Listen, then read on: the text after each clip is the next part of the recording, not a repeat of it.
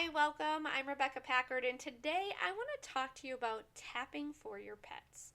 I know a lot of people think about tapping for themselves, but we forget we can tap for our pets also. And around 4th of July, I find this tool to be incredibly powerful because a lot of pets are really bothered by fireworks. And they can be overwhelmed, right?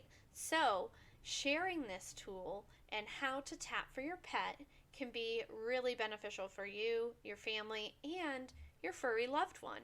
So, how do we do this? How do you tap for a pet? They don't have hands. They can't tap for themselves, right? I know, I get that a lot. Like, how am I going to do that? And it's really, really fantastic because you tap for them through intention. And at first, that can sound really weird to people, but one of the things that I am really focused at teaching people is that the dominant energy in the room is the one that always wins. We know that, we can see that time and time again. You've gone into a room and the person with the strongest personality or the most confident person is the person that's the getting the attention in the room, right? Well, that also happens in the space of negative emotion, right? Or anxious emotion. If someone else is more powerful in that space, they can take over the room and they can send themselves into a whirlwind, which is really sad to watch, especially when it's an animal. If you've ever witnessed an animal have an anxiety attack, it's rather heartbreaking. So, what we want to do is to set up a safe space, right? And we can do this by taking the time to allow ourselves to show up for them. So, this can take place by how we always start our sessions by taking the 3 deep breaths and then just starting to tap. If you know that something specific is triggering them, you can use your words and you can start on the hand and move through all of the different spaces, right? So if you know that there's something specific, you can work through that. The other thing is you can skip that and you can go straight to tapping on the clavicle space where we take our index finger, we place it on our clavicle, we have our middle finger and our ring finger end up in that meaty tapping spot just above the ribs. You can tap there or you can rub that spot.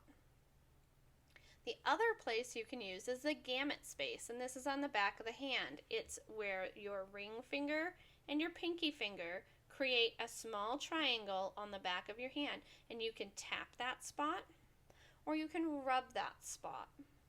And now you can sit and just take and say to yourself in your head that you're looking to help your pet to release their anxiety, to help them be calm during this trying time for them, or whatever comes to your mind.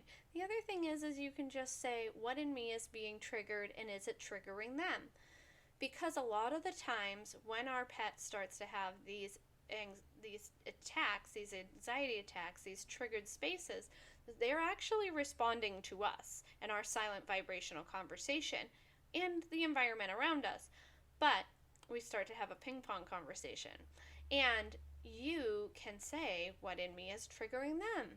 And then you can go through and you can tap or rub and tap or rub and just keep doing that and breathing for as long as it takes till they calm down, until it subsides, okay? The other thing is just utilizing the space to be prepared, right? If we know that our neighborhood is going to have a lot of fireworks, or if we know that something's going to be going on, or if we have to leave them during that time, maybe setting up a fan or an air conditioner, or maybe making sure that we leave some clothing with our scent on it for them, or even utilizing a kennel for their safety so that they don't get out a door and escape into the neighborhood, or get off of a leash, or are able to hurt themselves in the house by climbing under a bed or something. There's a lot of things that we can utilize. And so if you're home, the tapping works amazingly. And I find, which I'm really glad about, that a lot of people are now acknowledging that if they have a pet who has these anxieties or who has these triggers, that they're being good owners, they're being proactive owners, and they're choosing to stay home and support their animal in that space. And that's always wonderful because it's responsible, right? So if you find that this is something that is helpful for your pet, I've had lots and lots of people utilize this. You can even utilize this for a dog who barks a lot.